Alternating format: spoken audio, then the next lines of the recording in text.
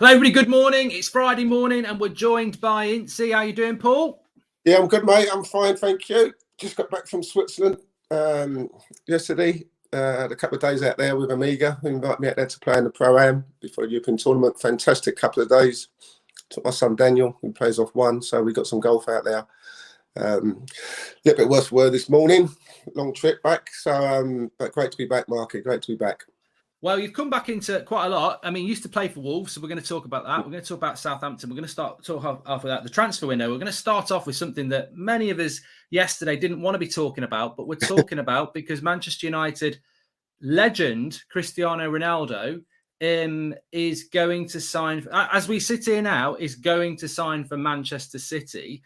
Now, obviously, I know what the chat are going to say. Oh, well, Paul went from he played for Liverpool, but look. You've already said you didn't want to leave United. Ronaldo did want to leave United. And this situation, what do you, look, I'm not going to put words in your mouth. You've got your own opinions. What are your thoughts on Ronaldo going to Man City if as he looks like he does? Yeah, I mean, to be fair, it's one, you know, I went from Ince Milan first, so I think go straight from Manchester United to Liverpool.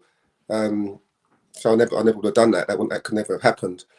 And it's funny though, isn't it, Marky? Because now when you talk about the rivalry between Man United and Liverpool, it's so intense and it goes back in years. But then it's also about, we talk about the noisy neighbours, the Manchester Cities, Manchester Derby. That should be the club that we'd be more concerned about. And then you think about, you know, Mark Hughes going there to manage. You go, Peter Schmeichel went now.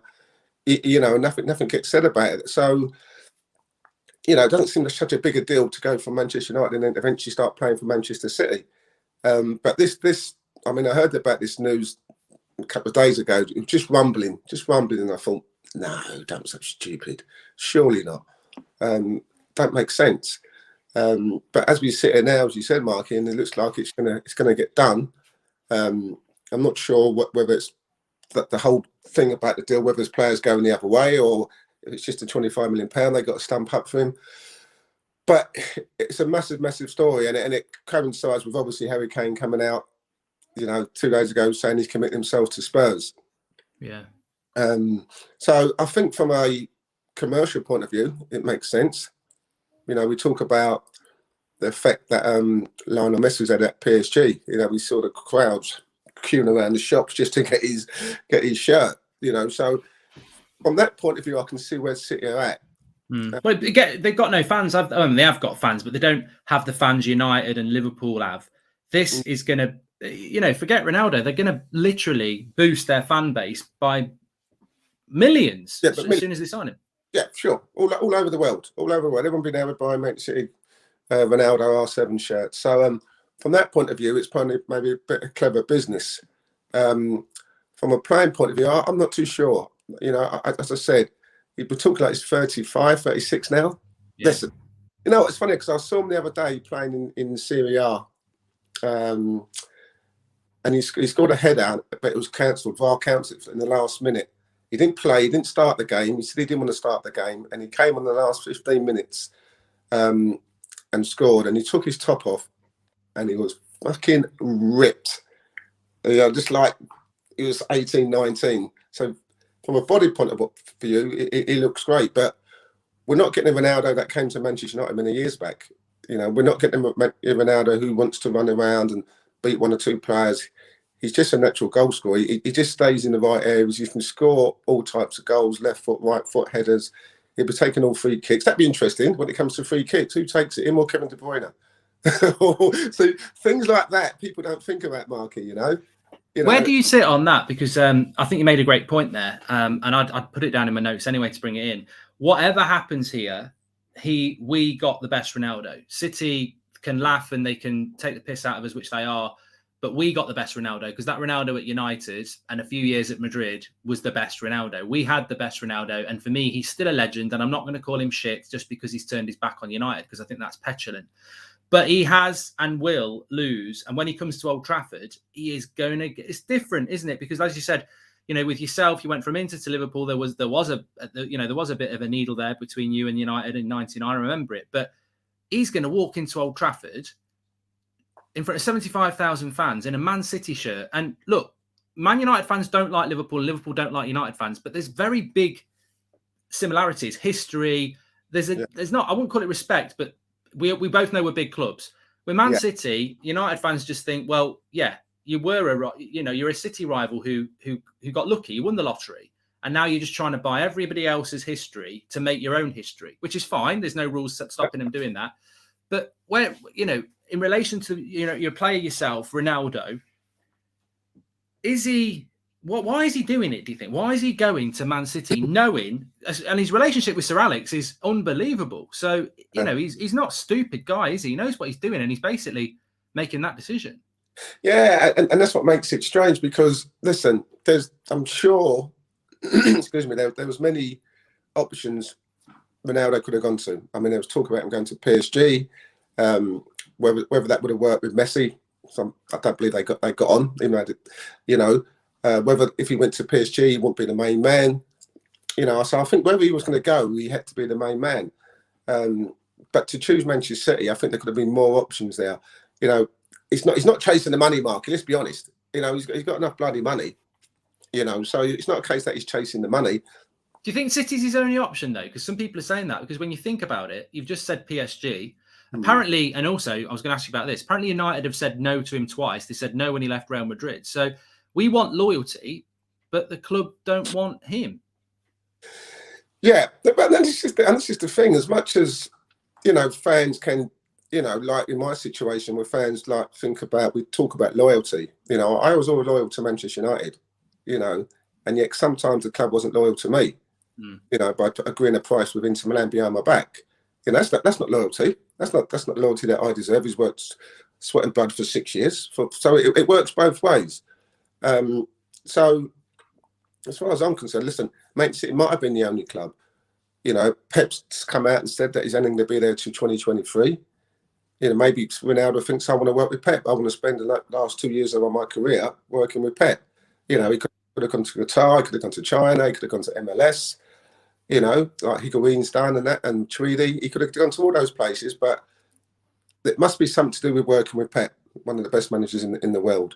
And it's going to be. I'm so looking forward to when he goes to Old Trafford, what reaction he's going to get from the fans, because he was outstanding. He was very young when he was at United, but he was a world-class player. Is he still that now? Probably yes. Can he do the things that he did at United? Probably no. But this is something where Manchester City have jumped to straight away. As soon as the Harry Kane thing went bang, dead, not happening, they thought, right, we need to get someone in. I thought they would have gone for Lewandowski at Bayern Munich. I thought he was been the perfect choice. I even think Man United should have broke their back and got Lewandowski. It baffles me. It really, really does. I can't understand when we spoke about getting the centre half in and we got Varane in. Great. We still haven't got that midfield player that we want to bring in. And after Saturday against Southampton last week, you can see why we're crying out for one of those midfield players that we spoke about in previous weeks.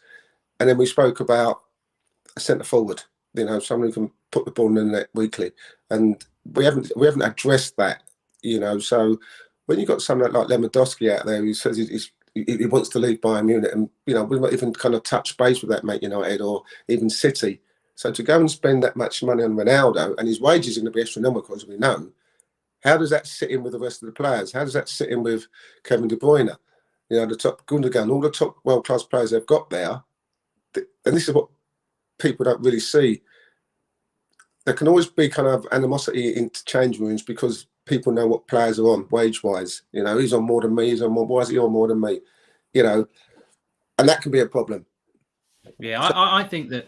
I think you're right on that. I think that this is about what Man City want. It might not be what Man City players want, and it might not be what Pep wants. And certainly, as you said, we should not lose sight of the fact that you've got these noisy Man City fans taking the piss out of United fans. But the reality is, it's not like they went, we want Ronaldo. They wanted Kane, and now they're getting Ronaldo with a few days to go. So, yeah, I mean, it feels to me like it's just, there's a lot of smugness. I understand that in football. I understand that banter. But I also think it's interesting because you've been in that situation where as I feel that football is becoming more and more distant from the fans anyway. We saw that with the Super League, and fans want loyalty because football, is something that's been around for a very long time, and we've all grown up with it and we love it, but we're becoming more and more distant. And the fans are fed up with Ronaldo because they want that loyalty because he said he loved United. But if the fans had the choice, he'd be back wearing a United shirt. And I think he'd be back at United. But you forget they've got these owners who don't speak for the fans, but they stop these things happening and then make people like yourself have to leave and make people like Ronaldo have to go to Man City, because United aren't saying come back. So what you're basically saying is you want Ronaldo to basically stay at Juventus and win sod all, or go to Man City. And the only reason not to go to Man City is to not upset some United fans who actually the club don't even want you back. But we are but as fans, we're furious because we're basically the victims of these bloody owners who, you know, I put some blame on the Glazers. I do. I think that the way they run the football club is just is appalling. But yeah, I mean, we've always said that, Marky, about the owners. You know, the way they run it, and Edward Woodward. You know, they're not football people. You know, and then she's always been a problem at United since they've been in charge. You know, it's all about how much they can take out of the club, not how much they can put into the club. And they never have listened to the fans. You know, listen, we always have this cliche, anyone who says that football's a business now, you have to run it like a business. I get that, but you also have to listen to the fans. And I don't think we have any inkling what the fans think. We don't even worry what the fans think. It's all about from a commercial point of view. And that's always been the problem with the Glazers, you know, and even with Edward Woodward. So, yeah, I can see why the fans are angry. I get that. But you're right. If they got a chance of bringing Chris Ronaldo back, and we're crying out for a striker like we've been saying, and we've seen that he's still scoring goals everywhere he goes, it's a no-brainer. It's a no-brainer. And the fact we've said no. Listen, I don't know whether Woodward's asked Ollie, "Do you want Ronaldo?" Ronaldo's come back to England, because I'm telling you now, Marky, if he decided he'd come back to England, I'm sure his first choice would have been Manchester United. Oh, 100%. Yeah, and that 100%. Someone down that line, someone in their hierarchy, someone has said, no, we can't afford it, which is a lot of bollocks. Or two, no, we don't want him because he's 36, X, Y, and Z. So someone said no to Ronaldo. And if that's the case, then you're spot on, Mark. What's he do? I want to go to City. I want to go to City. And listen, as much as it hurts United fans, you can't blame him, because he'll probably turn around and say next week in the press conference, well, you know, I could have gone United. They didn't want me. They had an option. They said no. What do you want him to do? You know, but you see it all the time, Mark. You see all these players who go to these clubs and they start kissing the badges, and next minute they fuck off 4 years later, and then they go to another club, and next minute they're kissing the badge, and I love it here. I've always looked at footballers as kind of especially some foreign footballers as just mercenaries, just going from club to club. Are they actors, Paul? I heard someone last night saying, "Our footballers just paid actors." Because last night you've got people saying, "Oh, you know, these people like Rio and Rooney, they're the true legends." But with Rooney, he publicly said he wanted to go, and then he got a better contract. Well, is that not the same as Ronaldo wanting to come to United and saying no? Because what if United had said to Rooney when he went public, "What, you're for sale? We're not giving you a new contract." Do you think he'd have turned Man City down because the fans like him? I don't think he would. I don't think certain players at United now, I think, are going to, you know, Pogba's probably going to go in a year. You know, I think football fans probably think too much of these players who actually, you know, they've got a career to look after, haven't they? Yeah, this is the thing. And this is why there's a kind of, because you're talking about United fans, you're talking about all fans, you know, you get up every morning, work from 9 to 5, you know what I mean, save all their money up all week just to go and watch their favourite players, takes us their sons, their daughters, to watch their favourite players. So, you know, I can see why they get so angry when they don't feel they receive that kind of same adulation, loyalty coming back. But from a footballer's point of view, it's a short career, you know, from to 34, 35, we're talking 13, 14 years. And after that, you've got a life to lead. And if you look at some of the old ex-players who have struggled after the game, you know, like people like Kenny Sampson and that, you know, Paul Gascoigne, you know, just struggled because financially they've not been able to cope, you know, financially not been advised in the right way. So we've seen a lot of ex-players who have struggled after football. And I think for these players now, it's basically a case of, I need to make as much money as I can. Not all of them. You know, you look at Harry Kane might be an exception, even though he's getting paid 300 grand a week. He wants to go and win medals and win trophies. Yeah. But a lot of them are like, right, I need to make as much money as I can, because in 5, 6, 7 years' time, that's me done. Unless I go into punditry or get a manager's job, which most of them won't do anyway, that's me done. And so that doesn't help the fans, but you can see from a player's point of view how he's thinking. Because ultimately, he's thinking about his family. Because when he's 30, 40, you know, the fans ain't going to worry about him. You know, they've got new heroes, they've got new players, they've got new generations that are coming on who they want to adore. But when we've gone, we've gone. So we have to think about our family first and foremost. And that's that. As sad as it is, that's the way it is. So, Marky, that ain't going to change, mate. Yeah, 100%. Let's talk about I know you wanted to talk about the transfer window. There's a bit of news for people this morning that United are looking to move the low on now, which means we'll probably go back in for Trippier. We've got 4 days left, 3 or 4 days left of this transfer window. If anything's going to happen at the moment, it looks like it's going to be Trippier being brought in. You mentioned the midfield. You were also talking to me just before we went live about the window. What's your thoughts on this transfer window from United? Because a lot of people are now saying that it started off well, but ultimately, Ronaldo is part of that window. If he goes to City, makes them stronger. The midfield we've already seen the evidence against Southampton. The midfield is a mess. McTominay's now injured as well, and we're looking to buy a backup right back. What's your thoughts on this window so far? I totally agree with United fans. I really do. We get back before the season starts, and we're hearing the names of Sancho, we're hearing the names of Varane, and also we think, wow, we're having a go this year. Let's not get backed up too much about last season. It was an unprecedented season last year. No fans. United come second. Yeah, great, but there was no fans. It's a completely different environment and completely different intensity. So it changes a lot. But yeah, we come second with Champions League football this year, and you think, right, Varane, big name, great name. Sancho, yes, get that. And then all of a sudden it stops, and we've been crying out for a centre forward. I keep saying it. We've been crying out for a top-class midfielder. Have we done our research? Have we actually looked at the Euros this year? Because there was a lot of top. I haven't got big names. I haven't got big names. I went from West Ham for £1 million to Manchester United. None of them fucking heard of me. But you can see in the potential what he can be with the players that you bring into the squad. And I've always said about United's researching, what exactly are we looking at? We always try to look for these Manchester United players, but it's all sometimes there's these golden nuggets that we can look at. Have we looked deep enough into the Euros? Is there players that we could have looked at, we could have got for cheap money, who could turn out to be big money? And, we've never addressed the centre midfield situation, and the striker situation for me is madness. Yes, I heard Gary Neville talking about going to get Harry Kane. Could we afford it? Yes, we could. Obviously, Manchester City couldn't because they didn't want to pay the money for him. But I just think you've got Van der Beek on the bench. He's not played. And we can't keep having this Ollie thing where he says, yeah, well, he's going to get his minutes, he's going to get his time. Might work in his favour with McTominay having a groin injury and having surgery, but that's only going to be 3 or 4 weeks. He'll be back playing. Yeah. We saw with Fred, as I said, it's horrible to keep criticising someone because at times he can be good. He was trash last week, though, wasn't he? It's hard just to pinpoint someone when everyone else had bad games. Maguire was poor. A lot of the players were poor. Yeah.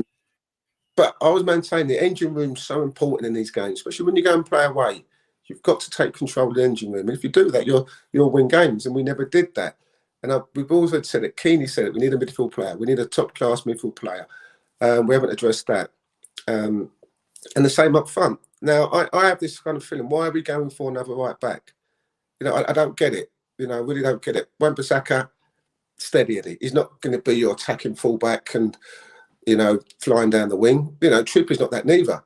Trippier's probably one who just probably puts balls into the box. Who for? Greenwood. He's only 5'11". Martial, 5'11". So who are we actually putting balls in the box for? It's different when he was at Tottenham and he was whipping into the box for Harry Kane. That's completely. We haven't got an out centre forward. Well, they think Cavani, don't they? But I don't know whether you've heard this about Cavani. Apparently, he's going to go against the advice and play for Uruguay, which means he'll be self-isolating for 2 weeks after every international break, which means he's going to miss about 10 games before Christmas. So, I mean, they've not researched that problem, have they? No, but even last year when there was a problem with the social media with Cavani and he wasn't happy and he wasn't going to sign a new contract, he wanted to leave. So you kind of get the gist if you're clever enough to think, well, eventually, we're going to have to get a striker in. And it's not like Cavani's 28, he's over the other side of 30. So we should have been thinking as a recruitment staff, we need to get a striker in. And they've never addressed that. The lad who played Schick, what top scored in the Euros, what a player he is. He's not the big name people go, wow, but he's shown in the Euros, you know, what he can do. You know, goal from the halfway line was unbelievable. You know, he went to Roma for £40 million. He's a top class player. He scores goals, but we never addressed that. You know, and that's not. Cavani's not going to play week in and week out. Last week Saturday, you know, he plays Martial. You know, we haven't got that striker that we need, I think, to take us where we need to get to. And you're right. Chelsea go spend £100 million Lukaku. We need a striker. City now go and get Ronaldo. They need a striker. Man United, what? We don't get anybody. And that kind of concerns me. The midfield is, I mean, I'm sure you watched that game last week, and I called it out before. I said, the reality is, I actually think Ward-Prowse and Romu are a better midfield pair than any combination Ollie will pick in this game. And lo and behold, they did dominate Fred and Matic, and even McTominay when he came on, and he ignored Van der Beek. I mean, do you think Ollie's just trying to get the best out of a bad bunch there, and because they won't buy him a midfielder? Or do you think he maybe doesn't even think he needs one? Because to so many people, it's such a glaring hole in the team and doesn't look like it's going to get resolved. So therefore means to me, you can't win a title. No, listen, I agree. You know, I'm not sure why he put Matic back in. But you're right. I thought I'd rather, when I looked at that game, and you're spot on, Marky, I'd rather have Romeo in that midfield. Someone like him. That's what I'm talking about. You know, someone who's all action. You know, breaks play up, sets plays up, sort of good feet. He's strong. He's tough. He can get about the park. I'd rather have him in the midfield than any of the other 2 or 3. That's not being disparaging towards them, but it's just a fact. You know, if I'm going to playing against Southampton, it's me and Keane against Romeo and Prowse, I'm thinking, oh, happy days. I'm thinking happy days. They'd be working out with the white flag, wouldn't they? I mean, bloody hell. I mean, that's not just being flash, it's just being honest, you know. Yeah. But last Saturday, they run the show. They looked like they should have been playing for Man United, and our midfield should have been playing for Southampton. Yeah. That's how it looked to me. And something like that, you think, could fit nicely into that, you know, United midfield. That's the type of person or the type of player that we're looking for. And we haven't done anything about it. So whether he believes in Fred, Matic, McTominay, you know, he must do, because we're not doing Van der Beek. We're not doing anything about it. It doesn't look like we are. And we've got 4 days to go now. But as I said, Sancho, £70 million, Van Beek, £40 million. You know, you can get your money back. I'm not saying we shouldn't have bought Sancho, because I think maybe eventually he's going to be a world-class player. But as you said, do we need a right back like Trippier? You know, we've got Greenwood who can play on the right-hand side, who's, you know, he needs to come through. You know, he's an outstanding talent. You know, we've got enough people who can play on the right wing. We've got enough people who can play on the left-hand side when Rashford comes back, Martial. We've got Massa who's still there. You know, do we need to go and spend that £60, £70 million? A couple of young lads like Ahmad and Alanga as well. You know, there's youngsters coming through. So. You know, what's our mindset? What's that process? Because I think if you offload Van der Beek and you get £25 million and you save the £70 million that you spend on Sancho, all of a sudden now you've got £100 million plus to go and get a world-class centre-forward and a world-class midfield player. And I'm not sure we've actually thought about it. No, I mean, I like Sancho. I like Sancho a lot. But, you know, you're right. And I think a lot of United fans would agree with you that, look, you know, if Ollie wanted a midfielder, why did you buy Jadon Sancho? Because, you know, I'm sure he wants a midfielder, but he didn't prioritise it. And therefore, we're stacked with attacking talent, but we've got nothing in that midfield. And I just can't, you know, I think we said last week, Michael Carrick was one of the best holding midfielders of the Premier League last 15 years. And he's sat next to Ollie. I can't believe he wouldn't be saying this midfield needs a bit of work, because there's no one even close to that sort of a quality midfielder at United at the moment. No. And McPhillan, he'd play with me at Old Trafford. He'd play with me, he'd play with Keane, he'd play with Brian Robson. He plays midfield. So yeah, he should be. Listen, whether they've gone for 1 or 2 targets and not happened, I don't know. But normally we know if Man United are going for a player. We do know it gets out because it is Manchester United.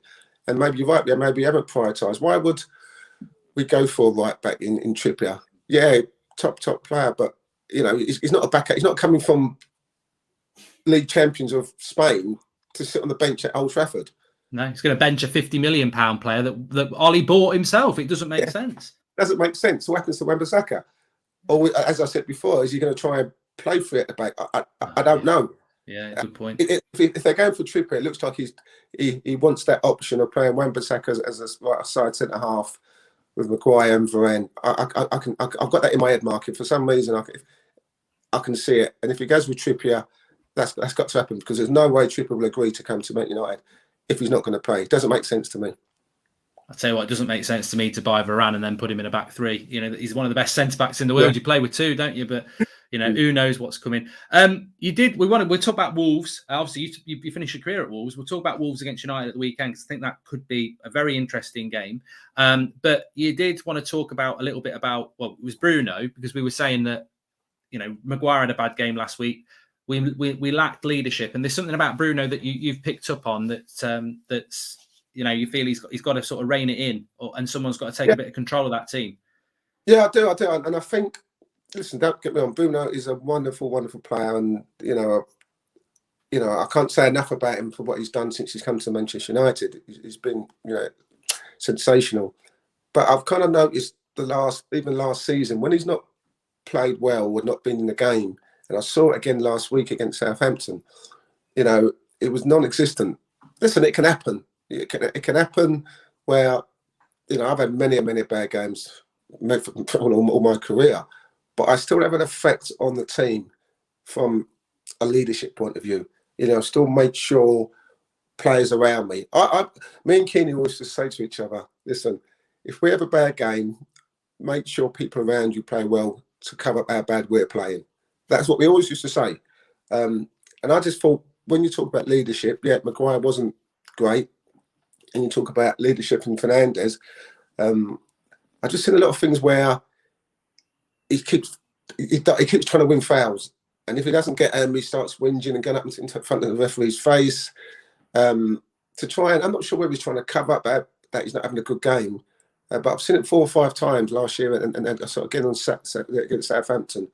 Yes, we know that he can do one bit of magic and we can score a goal or take a penalty. But I just think about more, or from a leadership point of view, because the reason why United are where they are now is because of Bruno Fernandes, because of the impact that he's had on when he came to Old Trafford. So people look towards him like we used to look to Eric Cantona. You know, that's not comparing the two, but you see what I'm trying to say, Marky. But in this team, they look towards him to do something X, Y, and Z. And when you see one of your top players falling on the floor, trying to win fouls, moaning at the referee all the time, getting in the referee's face, moaning at the opposing players, you know, you think his mind's elsewhere. His concentration and focus is not on what he should be doing. And actually making sure that the players around him are doing their jobs, you know, getting onto his own teammates who are not playing well, you know, show that leadership qualities. And he didn't do that for me last week, and he hasn't done it maybe 3 or 4 times last season. So I think that's something he needs to learn. You look at the goal that Southampton scored. Last year, that would have been a foul. For me, it would have been a foul last year, but we've seen with the referees that we want to let the game flow. You know, not every tackle is going to be a foul. And every time you go body contact, it's a foul. And he just wasn't strong enough. You know, he wasn't strong enough.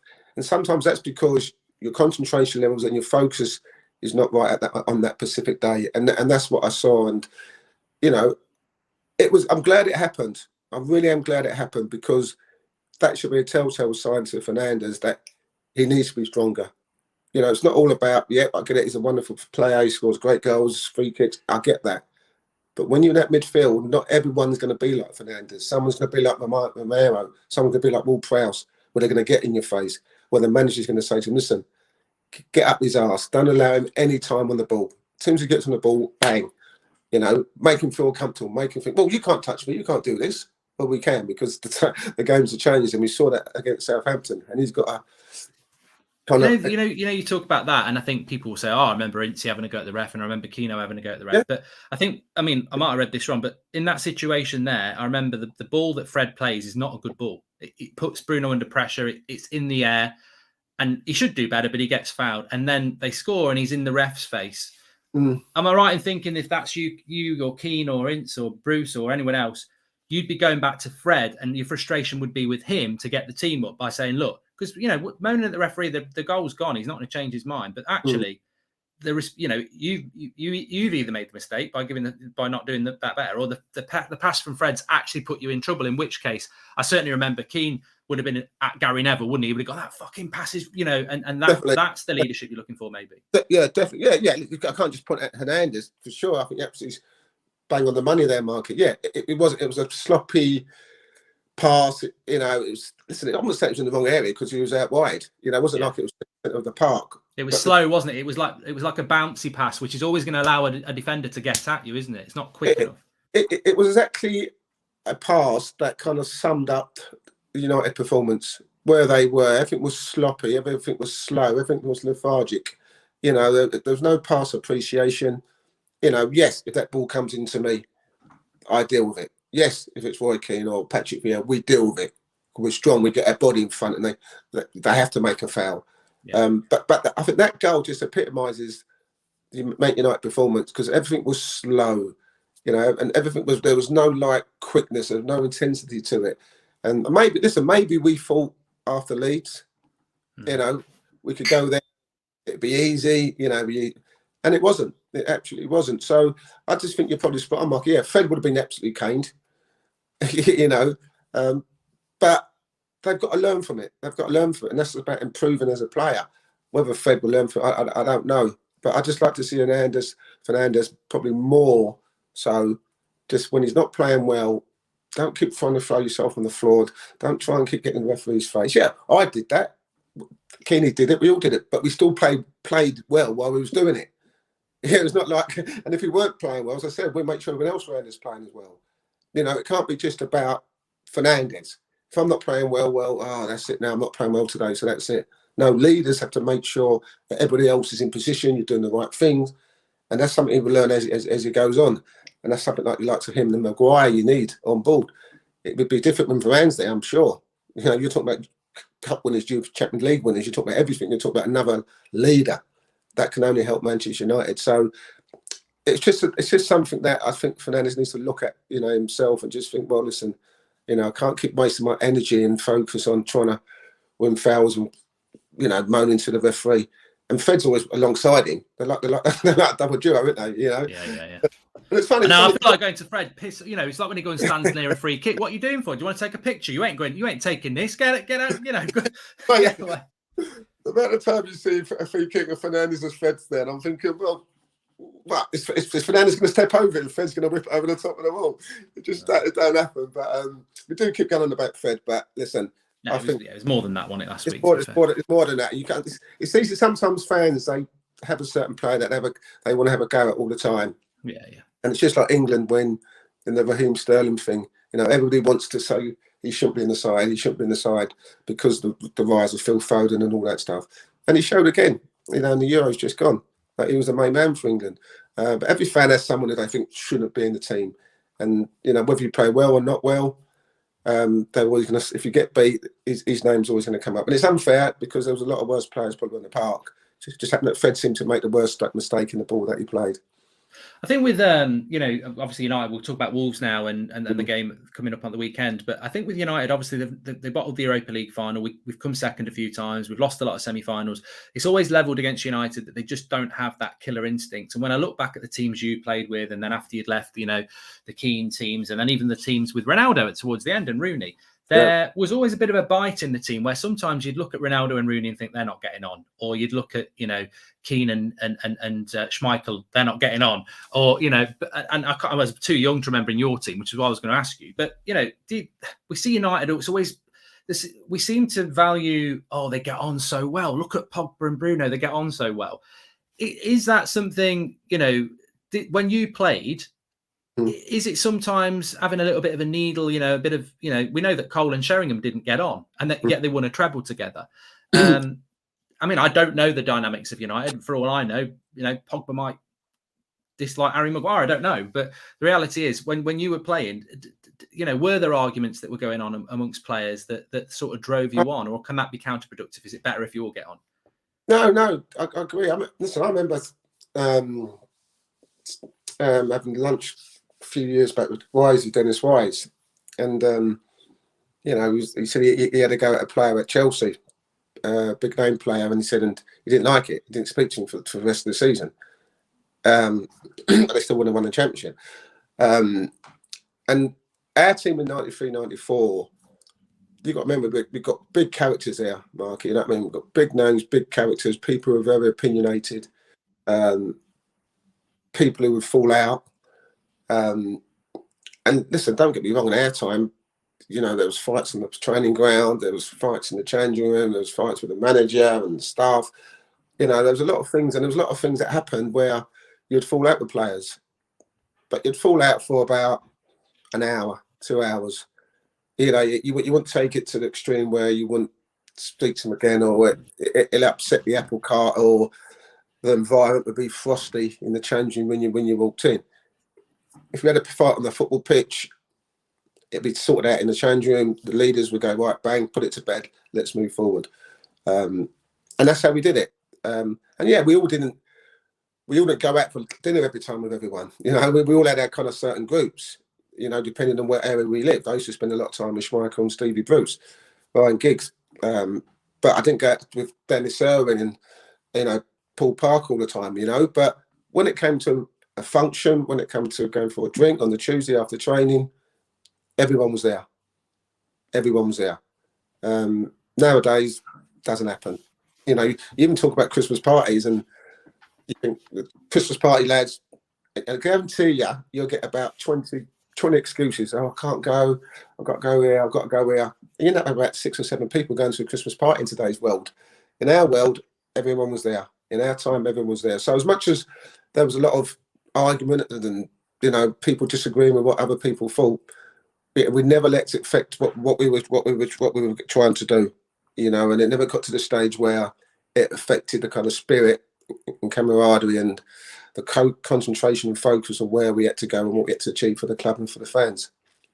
Yeah, it's interesting. I was listening to an interview with Keno that's last night actually. He was talking about that, especially in his early days, which when you were there, that it'd be Wednesday night after a match, and you know, Sir Alex would be saying, how many drinks have you had? And he'd be like, oh, only about 10 bottles. And that was a lie. But you almost felt guilty that, you know, you'd never get away with it now. But it would bring the team together, and you'd almost feel guilty that on a Saturday you had to go and win because you didn't want the excuse to be that, you know, you'd been out drinking and stuff like that. And also the fact is that we had a kind of mentality, and we had a tough mentality. And I said this before, a lot of those players, and you can look through many teams, but in our time, a lot of those players had tough backgrounds, tough upbringings. They were pushed hard by the father, or the single parents, or no parents. You know, they always had a story to tell. There's always something which gave them that kind of tough mentality. And when, you know, you're on the pitch, and if Schmeichel's having a go at me and he's shouting at me, you take it up on board. You take it, say, yeah, you're right, Spike, bang, bang, bang. And if vice versa, you did exactly the same. Schmeichel made a mistake, and I got into his head, or Keeney got into his head, or Robson. You go, yep, you're right, bang, you deal with it, and you move forward. If you did that today, it could happen. These players wouldn't tolerate it, and they go into their shell and they think, oh, I don't like him, you know. And you need that, you know, when things ain't going well. You need to see someone. I mean, people always thought me and Keeney were angry people, you know. We weren't angry people; we were just winners, you know. When we see me on the pitch arguing and shouting, and you get over there and having to get referee, not because we're angry people. Well, you know, off the pitch, I'm a lovely guy. I'm quite placid, you know. But when we're on that pitch, we want to be winners, you know. And you don't see those camera shots where Maguire's saying, Pogba, get here, or that, or getting into Fred, or you don't see that. And this is what you're saying, Mike. You need that because they have to learn from those mistakes. And if no one says anything to them, oh, unlucky Fred, yeah, don't worry about it. Yeah, we got a point. Yeah, I think it's okay. And this is where the leadership thing comes in. And this is why we're always talking in football about leadership, why we haven't got it, because we haven't got the characters no more, because they're very, very fragile, a lot of these players. So I don't know if you put Keane in that midfield. Probably wouldn't work these days, would it? They'd all be bloody putting complaints in and transfer requests. They would, you know, but they can learn from someone like Keane, who's a natural winner because he wants to win. And, you know, and if you put Keane in that midfield, some would take it on board. Some would go, no, I want to leave. Some would go, I'm not speaking to him. You know, he's not nice, or I'm not nice, or Robson's not nice. But we're winners. Yeah. You know, we're winners. And I think we need to have that kind of mentality. And last week wasn't good enough. Listen, it's a point. You know, it's a point. Yeah, we're not going to win every game, Manchester United. We know that. No one is. But I just feel this year is a great opportunity for us if we'd have brought in a centre forward, a top midfield player. And we haven't done it. We brought in a right back, and we're trying to bring in another right back. We brought in a right winger where we didn't really need a right winger. I mean, how good he's going to be a very, very top player. So, but with all the players you've got in your team and all the options, you've got to have that leadership. You've got to have that bite. You've got to be saying, that ain't good enough. We need to be better. We need to be better. And it's okay to say that, but we need to sit on the pitch. We don't see those camera shots where people say, you here. We don't see it no more. You know, we see it at Liverpool with Henderson. You know, he's a very good player, but he's, as a leader, he's always pulling people about. And if people ain't doing it, he's on their case. Don't see that at Old Trafford. It's like we all want to be mates. Sometimes you ain't got to be mates. You want to win. If you want to win trophies and be nasty, you haven't got to be mates. You know, you just got to make sure your winners on the pitch. Funny that you mentioned Henderson, because it was in my head before you even mentioned it, that he is a player that actually modelled a lot of his game on Roy Keane. Like, he's actually said Roy Keane was a player that I sort of, you know, I think he'd had him at Sunderland, but also as a player when he was growing up, he remember, you know, not his game, but his leadership. So it can still work. But we've got this game against Wolves at the weekend. What's your thoughts about it? Does Ollie need to make changes? You know, he didn't start Varane last time. He didn't start Sancho. You know, McTominay's injured, but he didn't start him anyway. No. Does Varane have to start this game now? You know, he bought one of the world's best centre-backs. And how do you feel about the game? Because you were at Wolves. It's very different Wolves now, because it's got the very Portuguese-centric, isn't it? But they've had quite a good start to the season, to be fair. But they haven't won a game. They've just not been able to put the ball in the back of the net. I mean, to be fair, you know, I think Nuno did a fantastic job there, for sure. I think, you know, did I like the influx of Portuguese players? Not as many as he brought in. You know, I didn't think it was right for Wolves. I think it was right for the English game. You know, even I think the kit was Portuguese colour. You know, it was like purple and green, wasn't it? Yeah, I know the one you're about. Yeah. So, but I played for Wolves at a time where, you know, we didn't have the finance that we should have done. You know, when I came to Wolves in 2002, we were in the Championship. You know, I came, Dennis Irwin came that year, 2003. We got promoted into the Premier League. Didn't have a dime to spend on, and we went straight back down that year. And that was devastating. You know, I was 35, wanted to stay in the Premier League, play as long as I can. And I can never see the club going forward and having the finances to get back into the Premier League. They managed to do that with the new owners. And they've built a very, very good side. And it was a shock for me when Nuno went. It was a big shock. I didn't see him going, but, you know, I think he wanted to go. And he always talked about, you know, the way he played football, three at the back, wasn't entertaining enough. It was very conserved, you know, counter-attacking football. And I'm not sure the fans were ultra happy with that style of football. But this new manager who's coming now, they're a completely different outfit. You know, they're playing some good stuff. They're playing some exciting stuff. They're creating so many chances, Mark. I mean, sometimes you look at the results and you think, oh, we should beat Wolves. But if you actually look at the way they played against Tottenham, especially the second half, I mean, they were fantastic, you know, and, you know, Troy should have scored at a 1v1. That could have actually changed the game. They were by far the better side. So if we think we're going to Wolves, to Molineux, and it's going to be an easy ride, it's not. It's always been tough at Molineux. You know, I've done a couple of games there, and we've always struggled against Wolves. You know, I've always going to goal down and managed to win 2-1, you know, in the last minutes of the game. So we know it's going to be a tough game. But they're a very, very good side. You know, the biggest plus for them, and we keep talking about strikers, Jimenez is back. Yeah. You know, that's how important it is to have a main, you know, focal point. You know, and having Jimenez back for Wolves is like signing a new striker. They missed him last year, didn't they? Missed him last year. And as much as the Wolves fans probably won't like me saying that, and why did Man United go for Jimenez? He's someone we could have got. You know what I mean? He's still gone, Paul. No, I know. We had to see. We had to see how he come through his recovery. But he's one. You think, you know, Man United could have gone and got him or tried to buy him. But now he's at Wolves and he's playing it week in and week out, which is great because his injury against Arsenal was horrendous. So it's just great to see him back playing. But they're playing some good stuff, good football, exciting football. And it's going to be a tough place to go to, that's for sure. With those Molineux fans, they're great fans.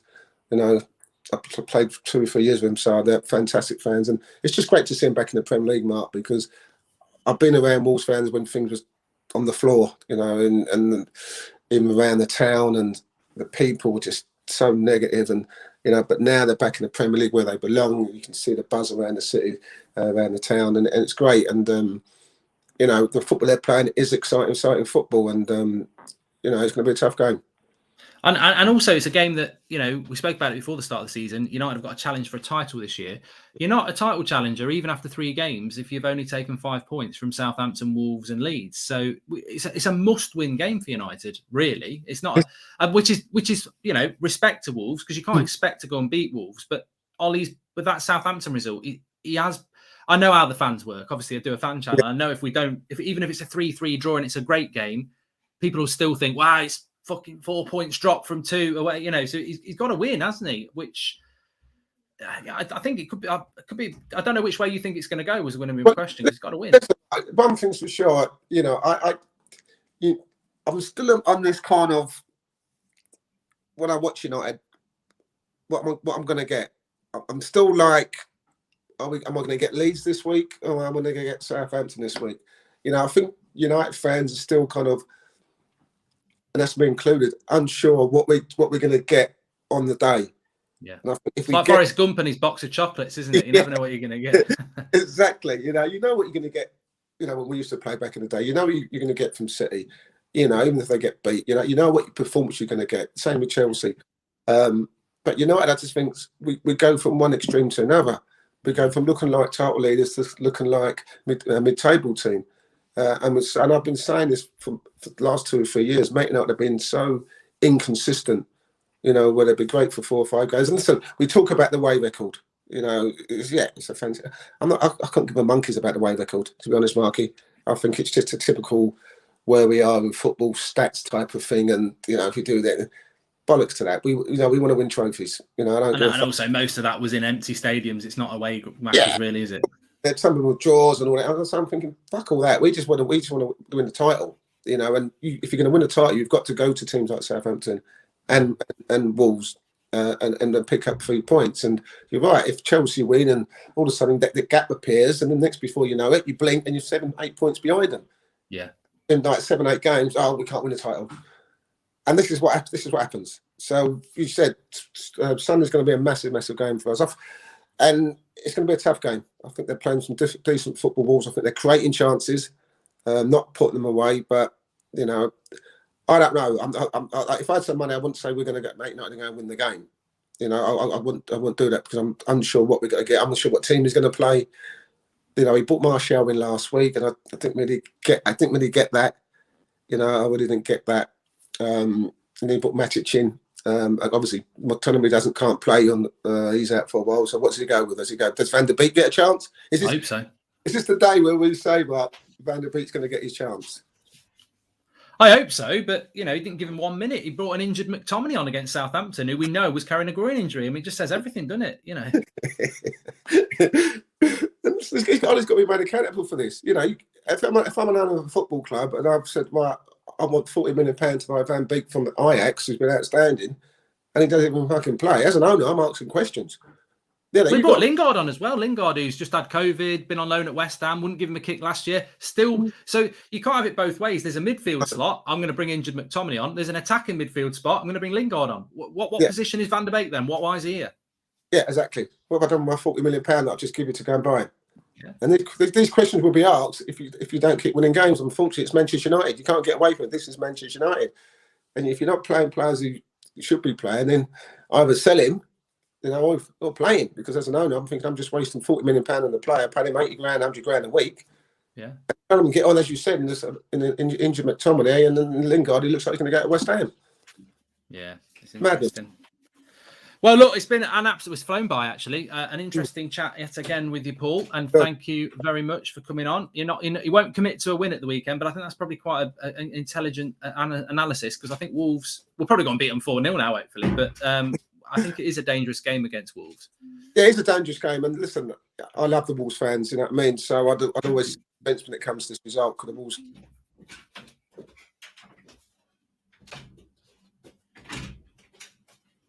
So hopefully it's an exciting game. But you're right, if we don't pick up 3 points, then you know it won't be a good result for them. Southampton away, Wolves away, 1 point, 2 point, not a good return for me, mate. So let's see what happens on Sunday at 4:30, mate. Eh? Yeah, definitely. Well, thanks again for coming on, Paul. We'll speak to you early next week about what happened and this final couple of days of the transfer window. But hopefully we're going to get a win, because I don't want an international break with 4 points. It'd be interesting to see if you played for Iran, because we did say, didn't we, that as a manager you're always kind of waiting for the team to lose so you can bring in Varane. Yeah, you know, he's got that I said to you the week before, you said to me, would he bring Varane in? I said, no, he won't, because they beat Leeds 5-1. And as a manager in your head, you think, well, if I bring Varane in after beating Leeds 5-1 and Lindelof played well and Maguire played well, and we were to lose the game, people were saying, well, you should have kept the same team. You know, so as a manager, you're always trying to think, wait till we don't play well, wait till we could have done better, which was Southampton. Wait till he's never going to drop Maguire. We know that, you know. And I said he's got a decision. You know, Lindelof was probably better than Maguire last week. Yeah. Good point, yeah. So I think these players have to feel that they can be dropped, they can be replaced. That's about competition, and that means you have to build your game. You know, Alex Ferguson had a knack of making sure that every player felt they could be dropped if they didn't perform. You know, there was no like, well, I've got to play, King's got to play, Scholes got to play. It wasn't that feeling. He always used to, you know, if you didn't perform, he always made us feel if you didn't perform, there's someone in who can come in and do exactly the same. The problem we've got at United, we haven't got those type of players. So we always know Fernandes is going to play, Maguire's going to play, you know, all those type of players. So now he's got a decision now, because Lindelof's playing well, I think. You know, Maguire thinks he's going to play weekend, Fernandes thinks he's going to play weekend, Pogba, all these players. So he's got decisions to make against Wolves. Does he think, well, on the basis of the 1-1 draw at Southampton, does that allow me to bring Varane in? But then who do I take out? Because for me, Lindelof was better than Maguire last week, you know. And then you say, oh, well, I'm just going to rest you for this game because of, you know, it doesn't work that way. And once Varane's in, then he stays in, doesn't he? Obviously. Yeah. He stays in. So there's a lot of things that are going to go on at Manchester United that I'm looking forward to see what happens, Marky. I really am. Week by week. Definitely. Well, thanks for coming on again, Paul. Really appreciate it. Have a nice weekend, mate. See you next week. You too, mate. You too. And thanks everyone for watching. Cheers, mate. Cheers, guys. Cheers, everyone. Cheers, Marky.